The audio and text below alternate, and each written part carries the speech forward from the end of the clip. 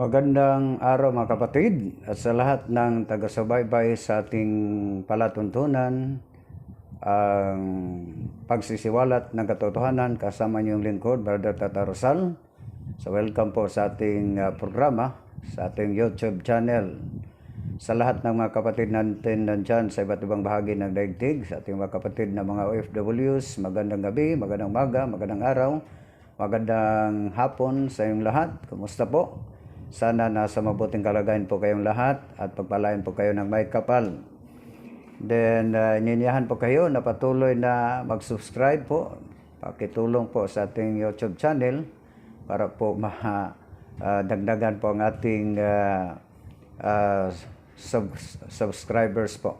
So, sa ngayon, ating talakayin at ating sagutin ang mga tuligsa sa ating mga kapatid sa iba't ibang sikta, lalo na especially po sa ating mga kapatid na mga SDA.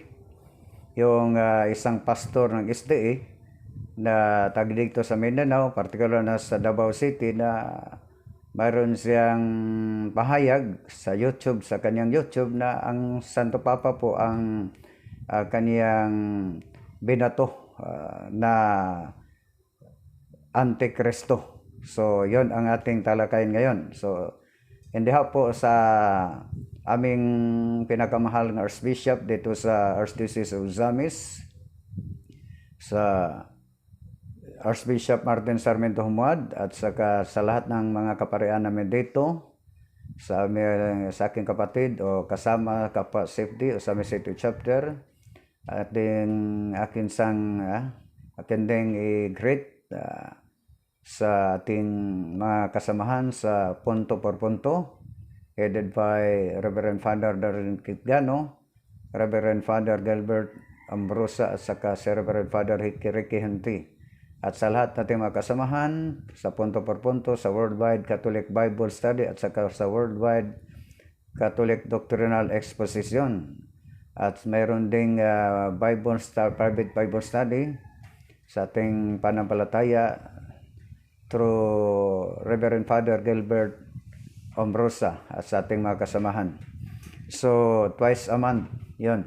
So, bago tayo magsimula, humingi muna tayo ng panalangin sa banal na Espiritu. Sandali lang po sa ating tingnan muna. So, atin nang niready ang isang tuligsa ng ating kapatid na pastor o kaibigang pastor sa SDE na si Pastor Israel Villaver. So, ating sagutin punto por punto ang kaniyang pahayag patungkol po sa ating mahal na Santo Papa, na sabi niya ang Santo Papa ay siya po ang tinutukoy sa sulat po ni San Pablo para sa taga-Thessalonica o Thessalonians na Antikristo. Sa bagay tayo magsimula, humingi muna tayo ng panalangin sa banal na Espiritu. Sa ngalan ng Ama, ng Anak, ng Espiritu Santo. Amen. Halina, Espiritu Santo, punuin mo ang puso ng mga sumampalataya sa iyo at pagalabin mo sa kanila ang init ng iyong pagmamahal. Isugo mo ang iyong Espiritu at lahat sila'y muling magbabalik loob at mabago mo ang larawan ng mundo. Manalangin tayo. O Panginoon, na sa pamamagitan ng liwanag ng iyong Espiritu Santo, tinuruan mo ang puso ng iyong mananampalataya. Naway sa pamamagitan din ng Espiritu Santo, kami manatiling mulat sa katotohanan at laging nagagalak sa iyong pagkalinga. Sa pamamagitan ni Kristong aming Panginoon. Amen. Sa ngalan ng Ama, ng Anak, at ng Espiritu Santo. Amen. So once again, Kumusta po? Magandang araw dito sa Pilipinas at sa iba't ibang bahagi ng daigdig. Once again, magandang umaga, magandang hapon o magandang gabi sa ating mga kapatid na palaging taga-subaybay sa ating palatuntunan sa ang pagsisiwalat,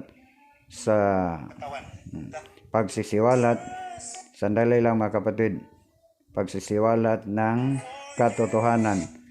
So, ating pakinggan ang isa sa mga pahayag ni Pastor Israel Believer.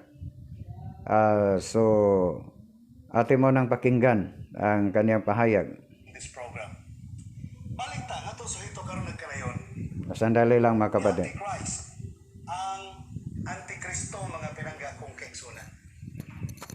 Si San Pablo sa iyang sinulatan gusto niyang doon na siya koreksyonan sa mga taga Tesalonika. Ang iyang koreksyon mga kaigsunan, solusyon sa problema dito sa Tesalonika, nakafocus kini sa 2 Thessalonians chapter 2 verse 3 nga maoy dugukan sa ato ang pagpamalandong karon nga nagkanayon ang ato memory text. Let no one deceive you in any way, for that day will not come unless the rebellion comes first and the man of lawlessness is revealed, the son of destruction. Okay, yon mga kapatid ang kanyang binasa ng sulat po ni San Pablo sa Thessalonica na mayroong isang tao na tinutukoy, the man of lawlessness, yung isang taong hindi sumusunod sa batas. Ating basahin mo na. Huwag hayaan ang sinuman na linlangin kayo sa anumang paraan, sapagkat ang araw na yon ay hindi darating hanggang sa hindi pa magaganap ang paghihimagsik laban sa Diyos, at hanggat hindi pa lumilitaw ang masamang taong itinaga sa pagkapahamak. So yon mga kapatid. So sabi niya mayroong napansin si San Pablo na mayroong tao doon sa Thessalonica na isang taong na lumilitaw na itinalaga sa pagkapahamak. Isang taong lawlessness, yung hindi sumusunod o nagre-rebelde po sa batas. Ating pakinggan ulit ang pahayag sa naturang pastor. The thing that Paul would like to correct in the mind and in the belief of the Thessalonians is the false theology of the last day events. Paul would like to reveal the truth about the end time deception. Gusto ipadayag ni San Pablo. So, sabi niya na si San Pablo, gusto niyang mapahayag ang katotohanan. Ano po ba ang nangyari sa taga Thessalonica? So, yon. Lang na mahitabo sa ulahing mga adlaw. Sa huling panahon. Doon na bang problema ang taga Thessalonica mga kaigsunan? Mayroon po ba ang problema ang taga Thessalonica? Mga kaigsunan. Kabalo mo, You know mga kapatid, hindi mo ma-sense. Ano lang yung problem? nga meron yung problema. Versikulo 2 mga kaigsunan. Now, brethren, concerning the coming of our Lord Jesus Christ and our gathering together to Him, we ask you not to be soon shaken in mind or troubled either by spirit or by word or by letter, as if from us, as though the day of Christ had come. Let no one deceive you by any means, for that day will not come unless the falling away comes first, and the man of sin is revealed, the son of perdition. So, mayroong tinutukoy si San Pablo nga the man of sin sa taga Thessalonica po. So, before the second coming of Jesus, mayroong tinutukoy si San Pablo na lilitaw na itinuturing the man of sin. So, kung ating basahin ang 4 sa 2 Thessalonians chapter 2 verse 4, sa ating basahin muna sa Magandang Balita Biblia. Kakalabanin niya at itataas ang kanyang sarili sa lahat ng itinatawag na Diyos o sinasamba ng mga tao. Pati templo ng Diyos ay papasukin niya at maupo kung mauupo siya roon at magpapanggap na Diyos. So, ang naturang tao ay papasok sa templo at aangkin sa kanyang sarili at upo sa loob ng templo at magpapanggap sa kanyang sarili na siya po ay Diyos. Kung ating basahin ang 9 sa 2 Thessalonians chapter 2 verse 9, ang paglitaw ng taong iyan ay sa kapangyarihan ni Satanas. So, yun ang kapangyarihan ni Satanas, yung taong lumilitaw na nagpanggap na siya po ay Diyos, papasok sa templo ng Diyos at panggap na siya po ay Diyos at gagawa siya ng maraming milagro, himala at kababalaghan. Yun mga kapatid, kung tingnan natin iba pang mga sitas niya, kinukot niya ang sulat po ni Zacarias 3:1.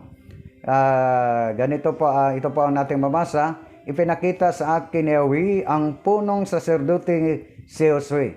Nakatayo ito sa harapan ng anghel ni Yahweh at isasakdal ni Satanas na nooy nasa kanyang kanan. So kung tingnan natin, ang tunay na saserdote ni Yahweh ay si Josue. Pero may pagnanasa ang Satanas na nakatayo si Satanas. May pagnanasa si Satanas na isasakdal ni Satanas ang mga hinirang ng Diyos na nasa kanyang kanan. Yun mga kapatid. Maliban dyan, kung tingnan natin ang isa pang ginamat niyang sitas, Isaiah 18:20, ganito ang inyong isasagot na nasa inyo ang aral ng Diyos at ang patutuo. Huwag kayong makikinig sa sumasangguni sa espiritu. Ipapahamak lang kayo sa mga yan. So nagbabala po, panahon po ni Propeta Isaias na hindi po tayo maniniwala o sumasangguni. Hindi po tayo maniniwala sa mga sumasangguni o makikinig sa mga sumasangguni sa espiritu. Para lang po tayo yun ang dahilan na po tayo ay mapapahamak.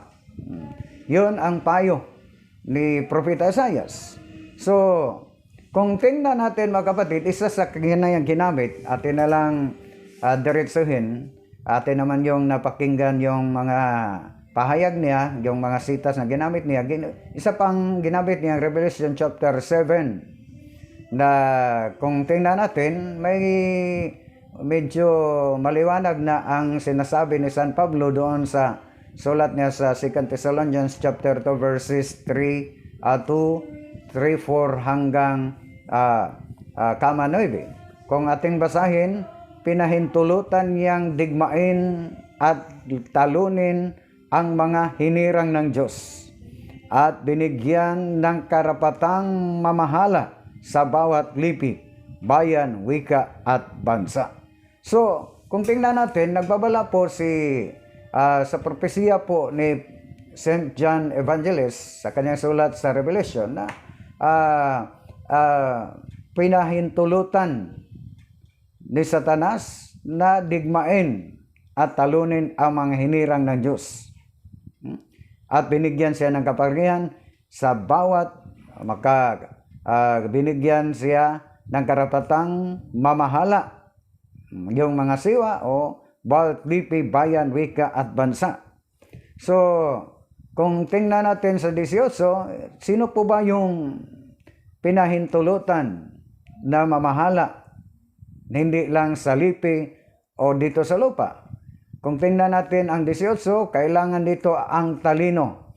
Maaring malaman ng sino mang matalino ang kahulugan ng bilang na katumbas ng pangalan ng halimaw. Sapagkat ito ay isang pangalan ng lalaki, ang bilang ay 666. Yun mga kapatid, kung tingnan natin, Sabi ng ating kapatid na kaibigang pastor, na si Pastor Israel Bilaber, hindi lang yon, mas delikado pa. So, kung sino po ba ang tinutukoy ni San Pablo dyan sa Thessalonians, 2 Thessalonians chapter 2, verses 2 to 4 hanggang kama 9, ating pakinggan siya sa patuloy niyang pahayag na mayroon na siyang pinatamaan, ginamit ang isang dokumento. Sandali lang, kay nagloading pa po ang ating unit po, mga kapatid. Yan ang dahilan nga medyo mahina ang ating signal dito sa ating bahay. Naglo-loading pa po ang ating internet, hindi pa makapli. So, mamaya. So, isa sa ginamit niya, mga kapatid, bago natin siya pakinggan, ang isang dokumento na La Sevelta Catholica. Labas po noong March 18, 1871. Na nagsabi na the Pope is the supreme judge of the law of the land. He is the vicegerent of Christ, and is not only fresh forever, but also King of kings and Lords of lords. So, malinaw na malinaw sa naturang dokumento o referensya, La Sevelta Catholica noong March 18, 1871, na ang Santo Papa, sabi niya, ang Papa ay ang kataas-taasang hukom ng batas ng lupa. Siya ang kinatawan ni Kristo at hindi lamang isang pari magpakailanman, ngunit hari rin ng mga hari at Panginoon ng mga Panginoon. So yun ang naglo-loading pa po ang ating okay. So ating pakinggan siya. Patuloy natin pakinggan ang pahayag ni Pastor Israel Bilaber, mga kapatid, ang pastor po sa SDA. Ang ginamit niyang dokumento ang La Sevelta Catholica noong March 18, 1871. Nagloading pa po. So, sandali lang, patuloy. So, isa pa, hindi lang yun, mga kapatid. Isa pa sa dokumento na ginamit niya, Lavie and Cossards, History of the Councils, Volume 14, column 109 o 109. Ano po ba ang ating mabasa? From thou art the shepherd, and art thou physician, thou art the director, thou art the husbandman, finally thou art another God on earth. Nga sa naturang dokumento, sapagkat ikaw ang pastol, ng ating Santo Papa po, ikaw ay manggagamot, ikaw ang manggagamot, ikaw ang tagapangasiwa, ikaw ang magsasaka, at ikaw ay isa pang Diyos sa lupa. So malinaw, mga kapatid, na tinutukoy sa naturang dokumento nga ang Santo Papa ay nagpanggap nga na ituturing na siya po ang Diyos dito sa lupa. So, kung tingnan natin, sino po ba ang magpanggap? Sandali lang, ating pakinggan. Samtang ginawali pa may balita. On the other hand, according to Zechariah chapter 3 verse Doon pa siya sa Sakaraya. Ating i-advance, mga kapatid. Atin na yung ginamit ang Sakaraya.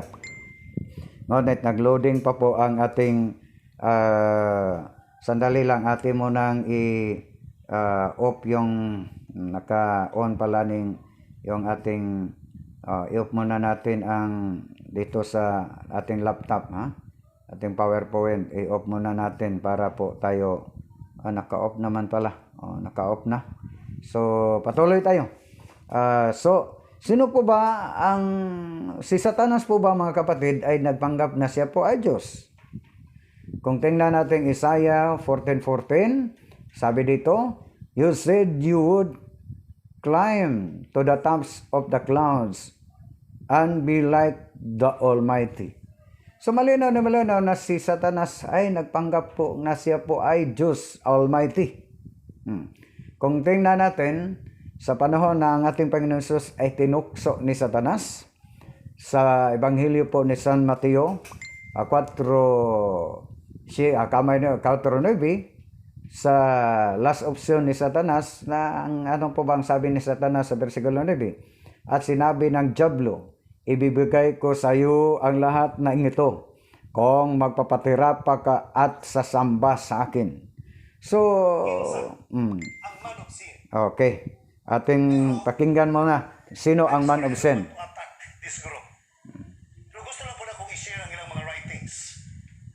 Isulat kinikikan sa usan. Pinanawala niya na yung ginamit niya as libro natin mga Katoliko. Hindi niya gustong maatake sa ating mga kapatid. Sabi niya, hindi niya pinangalan, pero malinaw na wala na ang tinitirahan niya ang tayong mga Katoliko. Pero ipapaniwala nila yung gamitin niyang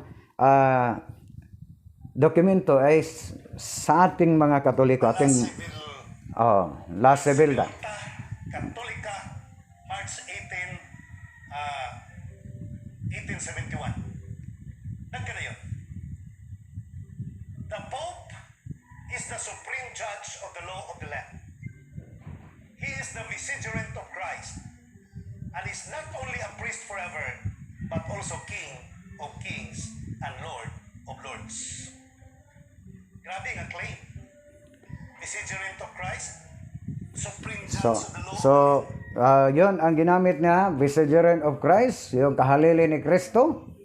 At hindi lang kahalili ni Kristo, ang kiniklaim ng Santo Papa ay isa pa siyang judge o maghuhukom kung ating basahin, kung ating sa ginamit niyang dokumento. Puli ni Kristo. Puli ni Kristo. Kayutaan nga balaod. Dili lang kay pare antos kanturan. Hindi lang Pagyud. sacerdote, walang katapos ang sacerdote, o kings of kings, Panginoon sa lahat ng Panginoon. Sabi niyan, mayroon pa. Kini sa Labi and Cosart's History of the Council, Volume 14, column 109. Nagkanayon.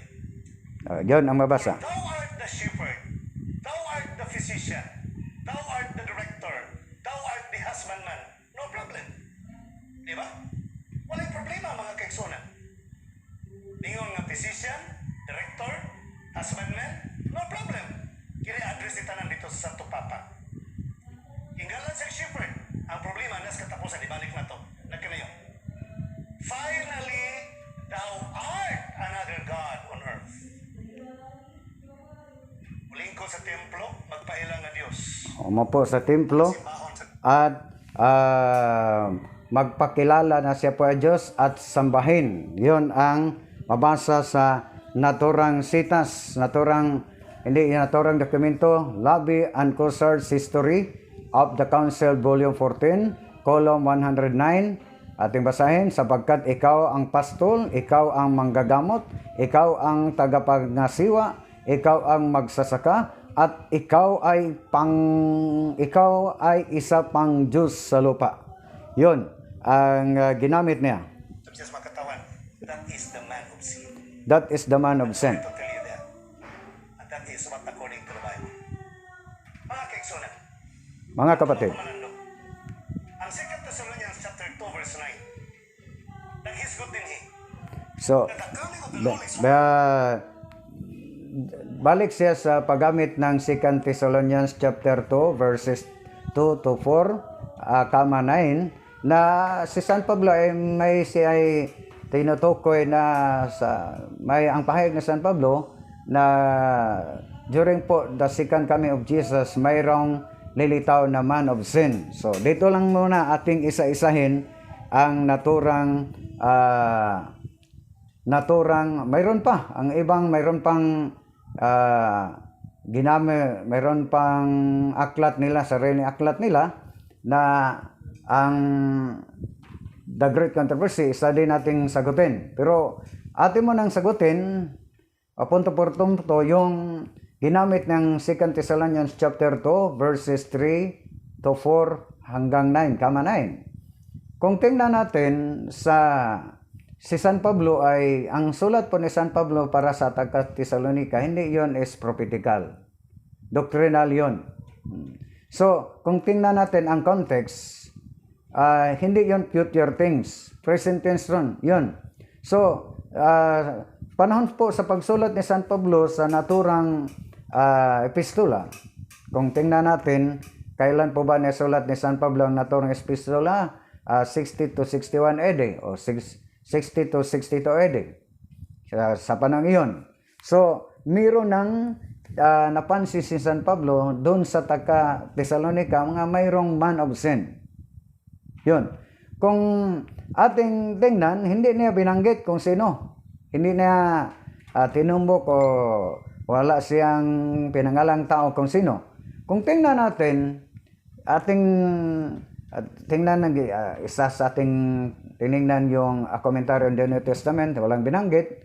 Ang Latin Vulgate Bible, usually ang Latin Vulgate Bible from Old to New Testament, mayroong mga footnote, pero ngunit sa naturang sitas, walang footnote.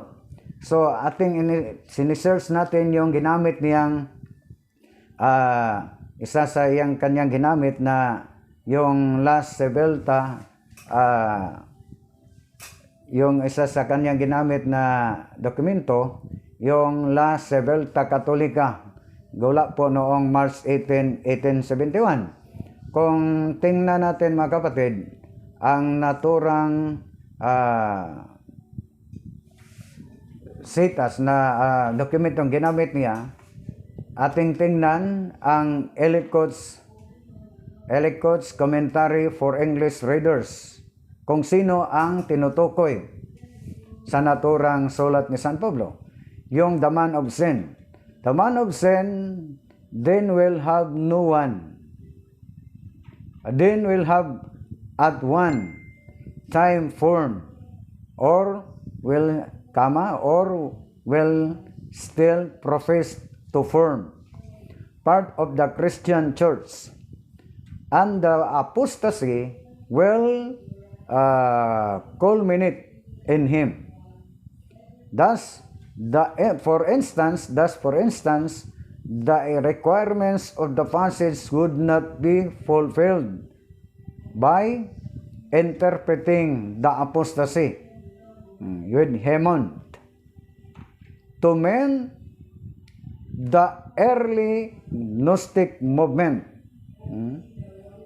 Interpreting the apostasy to mean the early Gnostic movement, followed up by the independent appearance of Nero as the man of sin. Sino po ba ang tinutukoy sa sulat ni San Pablo sa 2 Thessalonians chapter 2 verses 3 to 4, 9? Ang the man of sin, walang iba, si Nero.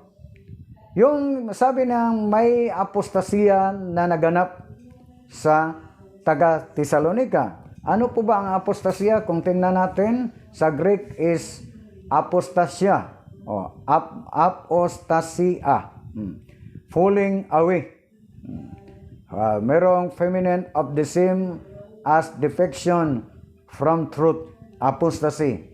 Falling away. O forsake.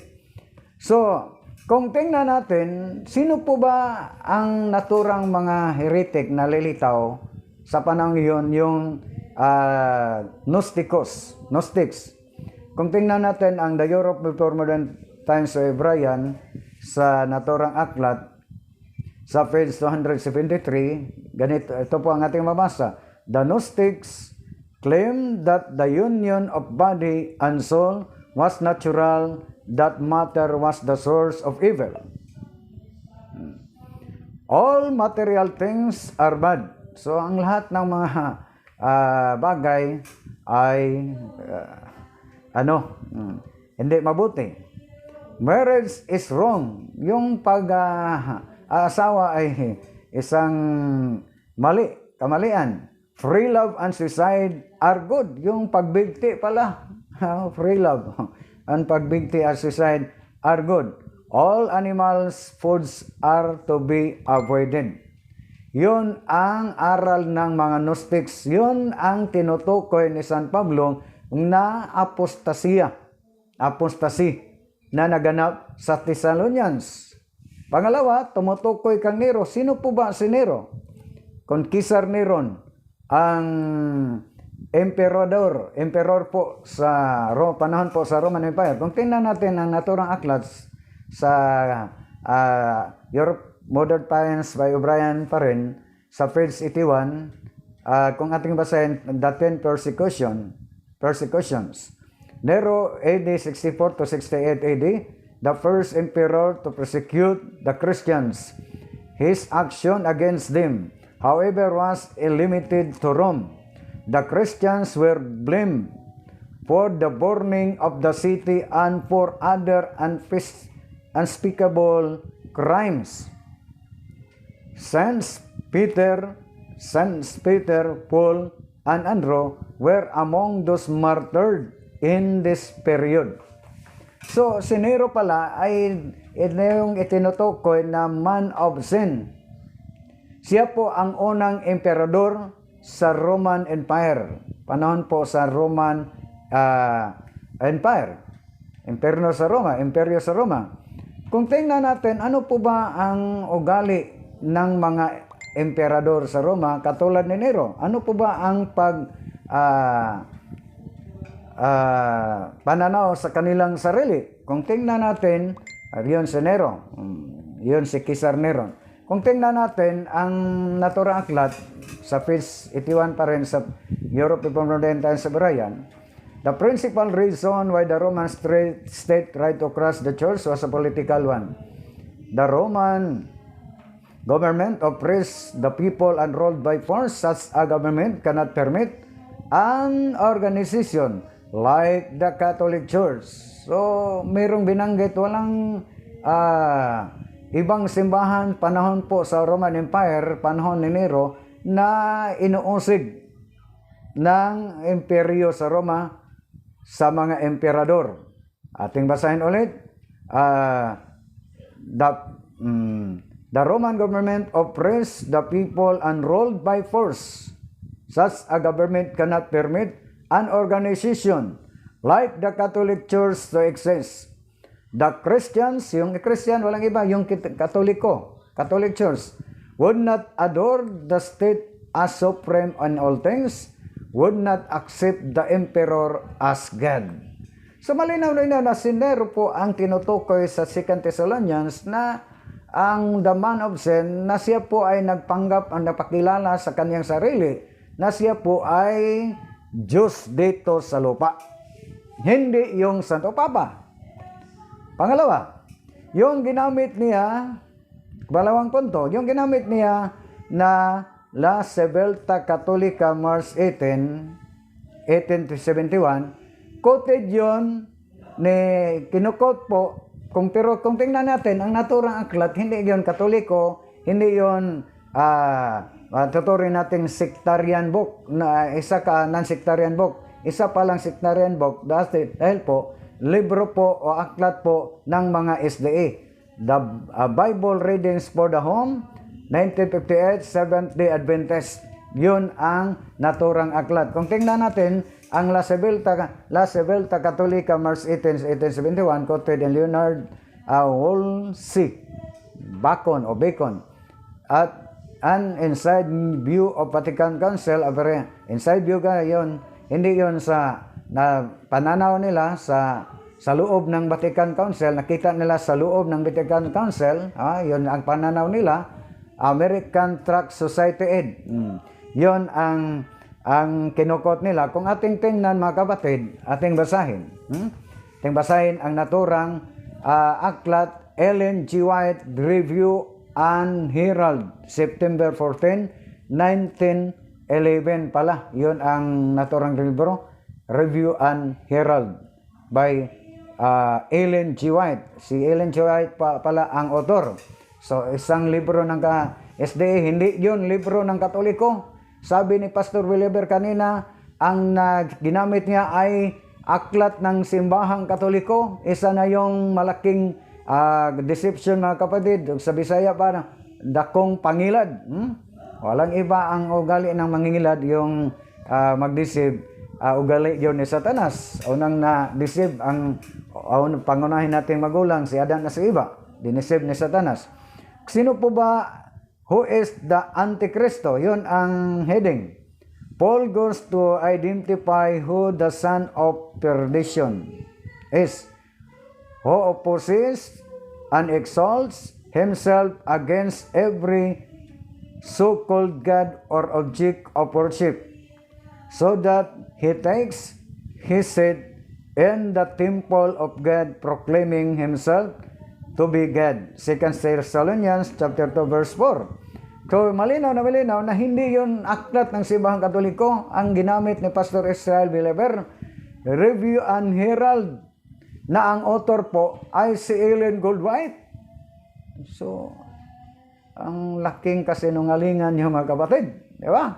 Ating basahin sa Tagalog. Sino ang Antikristo? Si Paul ay nagpatuloy na kilalanin kung sino ang anak ng Diyos, ang anak ng perdition.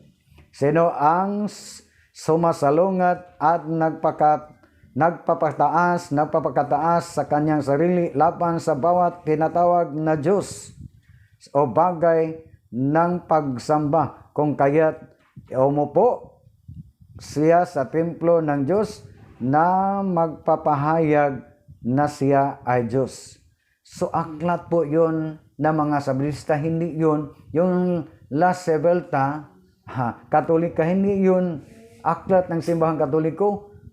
Aklat ron yun ni Ellen Goldwhite, the Review and Herald by Ellen G. White. So malinaw na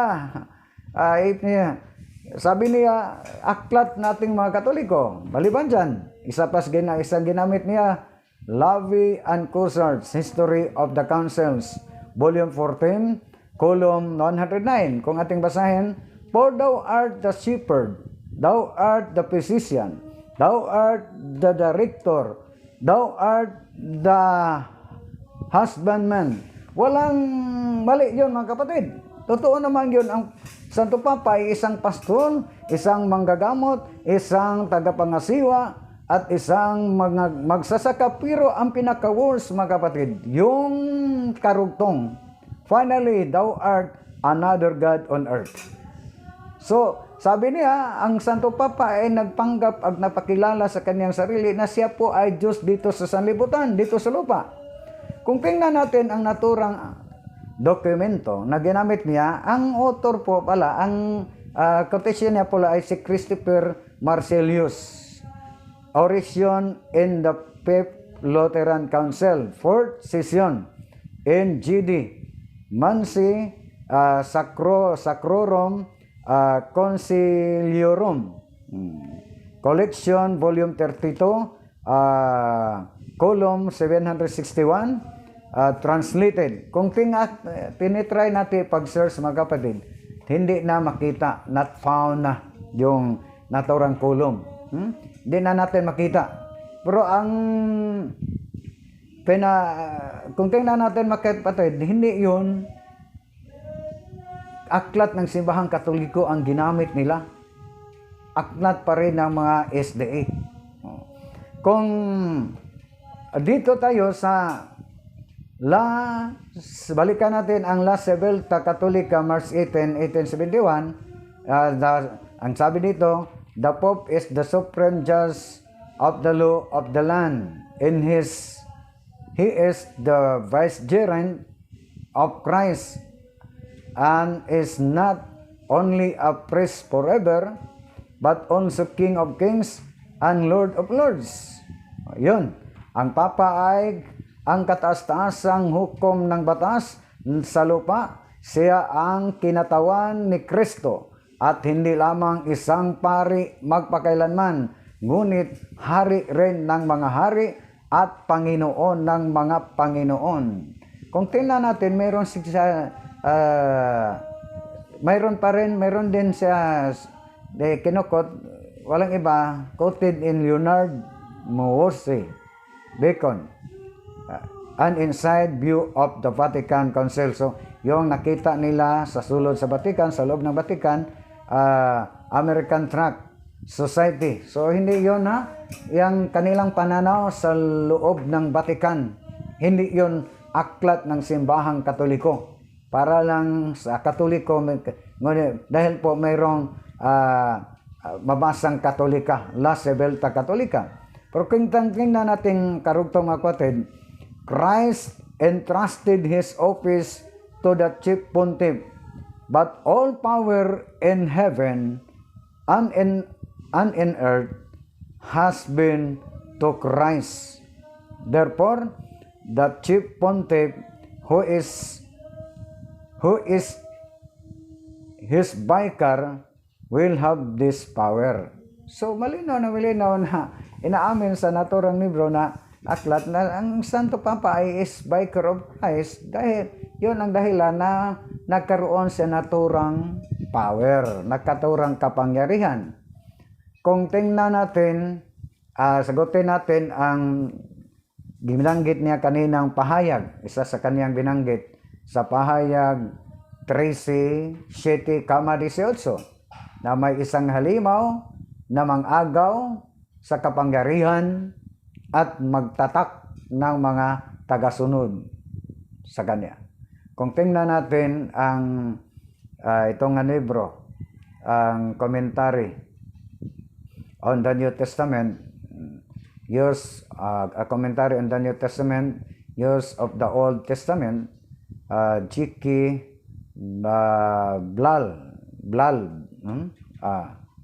G.K. Valley and D.A. Carson. Kung tingnan natin mga kapatid, sana ang commentary, naturang commentary, tumutukoy sa page 671, tumutukoy yun ni Nero pa rin. Redivivus. But it is probable that John's intention is to show that the evil of Nero will return in one of his successors. The name of the verse is a number 666. So, tumutukoy ni Nero. Maliban dyan sa footnote po sa Latin Vulgate Bible, malinaw na ang footnote ay tumutukoy din ni Caesar Nero. Nero Claudius Caesar Augustus Germanicus. So, yon ang complete name ni Nero. Pero yung first name niya is si Caesar, yung last name niya is Neron. Caesar Neron sa Hebro. Kung ating basahin, kung tingnan natin ating unang bilangin ang naturang pangalan. Kung tingnan natin ang pahayag 13:18, ang ating mabasa ay ang halimaw na nagdala po ng numerong 666 ay isang pangalan ng isang tao. Take note na ang mabasa is proper name, singular. So nagtumbok ng isang tao. Proper name, singular. Ang binibilang nila ay hindi yon ang Santo Papa. Ang title po ng Santo Papa, mali din ang kanilang binilang dahil ang title ng Santo Papa is Vicarius Christi, ngunit ang binilang nila ay Vicarius Filii Dei. Maliban dyan, hindi yon pangalan ng isang tao, hindi yon proper name, title yon. Pero yon ang binilang nila para po pag-atake po ng ating mahal na simbahan, ng ating mahal na Santo Papa. Una nating bilangin ang pangalan po, proper name ni Caesar Neron sa Hebro. Ang Q is 100, ang S 60, ang R 200, yung eagle at saka letter A walang value, no value. So total of 360, 100 plus 60 plus 200 equals 360. Ang Neron, ang N50, ang R200, W6, ang N50. So total of 306. So 366 plus 360 plus 306 equals 666. So, si Nero pala ang tinutukoy ni San Pablo. As ni San Juan pala, rather.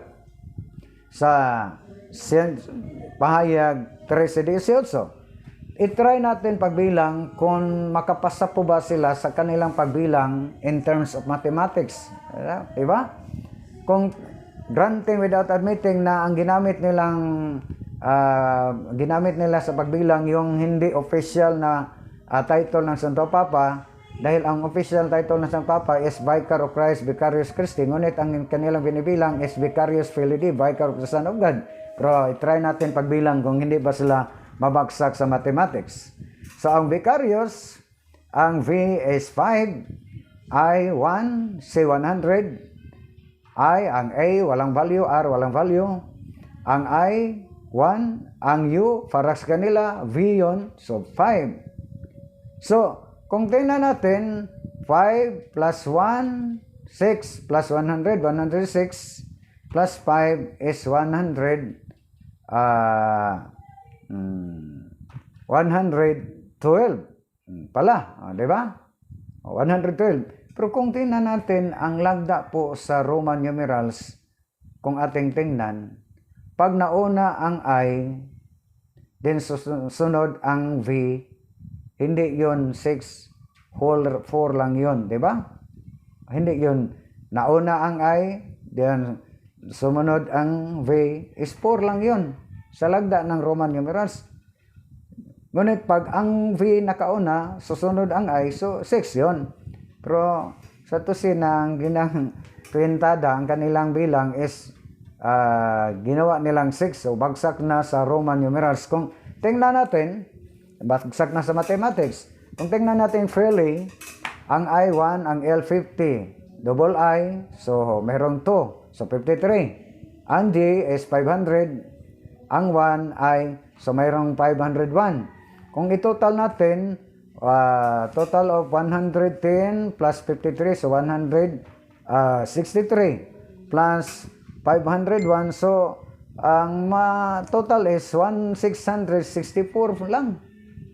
So bagsak sila. Pero hindi 'yon ang ang official na pangalan o title ng Santo Papa. Ang official title ni Pope sa Santo Papa ay Vicar of Christ. So, 'yon lang ang ating munang reconcile, sagot, ha?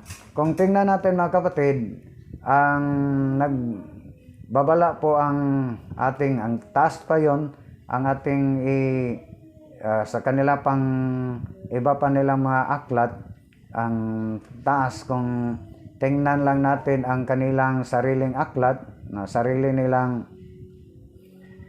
nilang libro. Kung tingnan natin ang Santo Papa, atin mo nang basahin ang Alpha and Omega sa volume 8 sa page 351. Atin mo nang basahin kanilang sariling aklat, ha? The Bishop of Rome, in his office as leader of the whole Catholic Church, is known as the Pope. He is also the ruler of the Vatican State. After the fall of the Western Roman Empire in 476, power in the western part of Christendom became ever more concentrated into the hand of the Pope. The authority of the Pope was especially great in the Middle Ages. And from the year 756 onward, he not only had supreme authority as the head of all Christendom, but he also ruled the papal states in central Italy as a temporal ruler. Sa page 348, sa naturang aklat, Alpha and Omega, volume 8, Peter Simon, a disciple and apostle of Christ, originally a fisherman with James and John, he belonged to the inmost circle of disciples. He served as an energetic preacher of the gospel and died a martyr's death in Rome during Nero's persecutions in 64 AD. So nag-coincide pala ang mga referensya, yung Modern Europe Permanente sa Brian at saka sa kanilang sariling aklat. According to the Catholic tradition, Peter was the first bishop of Rome, and the popes thus claim to be his successors in his office. So mali ba yun na sa ating tradition ay si Peter ay unang Santo Papa sa Roma? Kung tingnan natin ang unang sulat ni San Pedro sa yung maikling kwento, daktil saysay sa Latin Vulgate Bible, sa kanyang epistola, si San Pedro, anak ni Juan, taga Betsaida, Galilea, kapatid ni San Andres, prinsipe ng mga apostoles, nagtayo sa simbahan sa Antioquia at ang unang obispo. So, nag-coincide ang kanilang aklat, Alpha and Omega at sa Biblia. Unang obispo. Sino po bang unang obispo? Bishop of Rome. Nangaral sa mga Hudyo sa Asia Minor, pumunta sa Roma sa ika-2 taon ni Claudio, AD 42, unang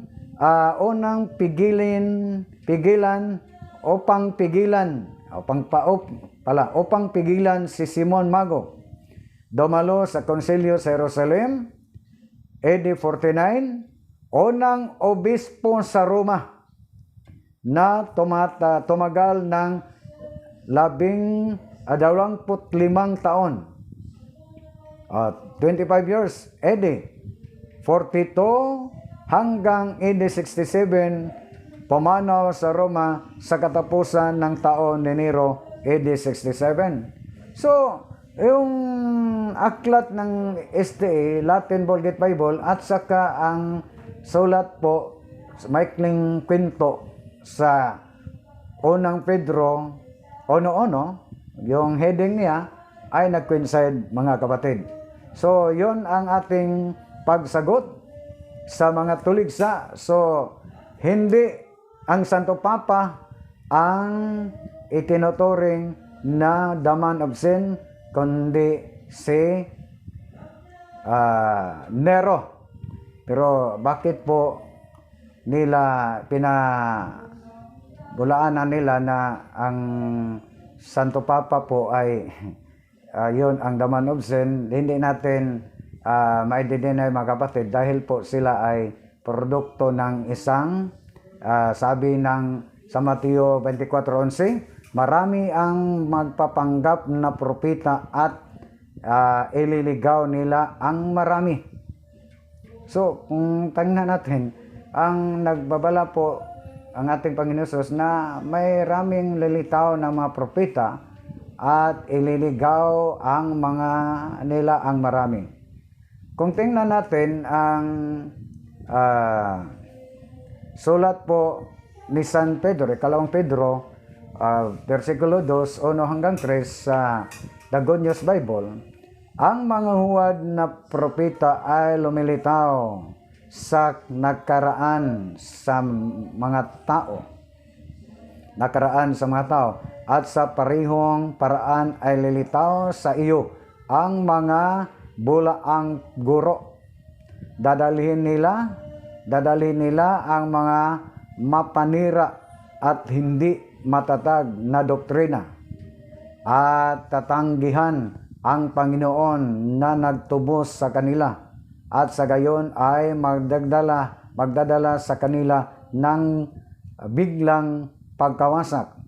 Kahit na ganon, marami ang susunod sa kanilang mga immoral na pamamaraan, at dahil sa kanilang ginagawa, ang iba ay magsasalita ng masama sa daan ng katotohanan. Sa kanilang kasakiman, ang hakog yun sa Bisaya, ang mga huwad na guro ay ito ay makakakuha ng isang kita, mula sa pasasabi sa iyo ng mga kwentong barbero, yung mga kwento-kwento lang. Sa mahabang panahon ngayon, ang kanilang hukom ay handa na. Ang kanilang maninira maninira ay gising na gising. Kung tingnan natin ang Roma 16, 17, 18, may payo po si San Pablo, ipapahamak ko sa inyo, ipapamanhik pala, ipinamamanhik ko sa inyo, mga kapatid, tandaan ninyo ang mga lumilikha ng pagkakampi-kampi pala, at nagiging sanhi ng pagtalikod sa mga aral ng tinanggap ninyo. Iwasan ninyo sila. Ang mga gayong tao ay hindi naglilingkod kay Kristo ng ating Panginoon, kundi sa kanilang makasariling hangarin at sa pamamagitan ng kanilang magaganda at matatamis na pangungusap ay inililigaw nila ang mga mapaniwalaan. Kung may babala ang mga apostol, kung ang ating Panginoon sa nagbabala, may lilitaw na magpapanggap ng mga propeta at ligaw nila marami, ang ating tanong, si Ellen G. White ay tunay po ba na propeta na kinikilala ng ating mga kapatid ng mga SD na si Ellen G. White ay propeta? So yun ang dahilan na ang kanilang aral ay produkto yun ng mini na propeta. Ano pa ba ang ating mabasa? Ang dakilang away. Ang dakilang away, inilatala ni James White, page 2. Ito po ang ating mabasa.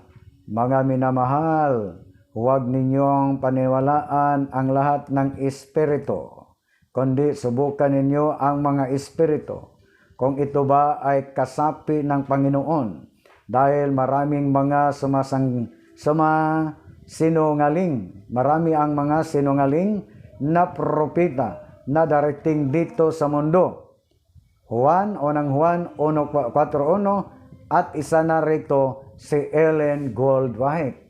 So malinaw na sa kanilang sariling aklat ay tinutukoy na si Ellen G. White ay isang bulaang propeta o isang mining propeta. So, kung tingnan na, so yun ang ating pagsagot. And then, sa katapusan po, ating ikot, tipong basahin ang sulat po ni St. Paul para po sa taga-Colosas. Colossians chapter 4, verse 6. And Latin, sermo vester semper en gratias salicet conditos. Ot esiatis commodo oportet vos unici respondere. Mahirap basahin yung Latin, mga kapatid. Ano po ba ang ibig sabihin yon? Hindi yon sumpa ng buyag sa amin sa Bisaya. Ang inyong pananalita naway laging may biyaya na magkalasang asin, upang inyong malalaman kung ano ang nararapat ninyong isagot sa bawat isa. So yun, mga kapatid, ang ating pahayag, sagot sa mga tulig sa ating mga kapatid, kasama o kaibigan ng mga SDA, especially ni Pastor Israel Bilaver. Hinahamon ko siya na sa mga ginoong debate na iharapin niya, patunayan niya sa publiko, sa friendly discussion, maginoong debate na ang Santo Papa po ay Antikristo. Yun ang turo ng mga SDA. Ginamit ang kanilang mga aklat, ginagawaan pa nila ng mga aklat, Alpha and Omega, National Sandelo, at yung isa pa yung The Great Controversy. So yun lang ang ating sagot sa maling paratang o isang malaking kasinungalingan na ginawa ng ating mga kapatid na mga SD. So ang katotohanan, mga kapatid, masakit tanggapin, ngunit yun ang magdala po natin para po tayo makamit ang tunay na kaligtasan. ang umaayo sa katotohanan ay mapahamak, ngunit ang tumatanggap at sumusunod sa katotohanan ay makamit niya ang tunay na kaligtasan. Sabi ni San Pablo sa ikalawang Thessalonians, 2 Thessalonians chapter 2 verses 10 to 11. So maraming salamat, magandang umaga, magandang hapon, pagpalain po kayo ng may kapal. God bless us all. Sana patuloy kayong mag-subscribe at mag-nood sa ating YouTube channel kasama ang iyong lingkod, Brother Tata Rosal, ang pagsisiwalat ng katotohanan. Maraming salamat at magandang araw sa lahat.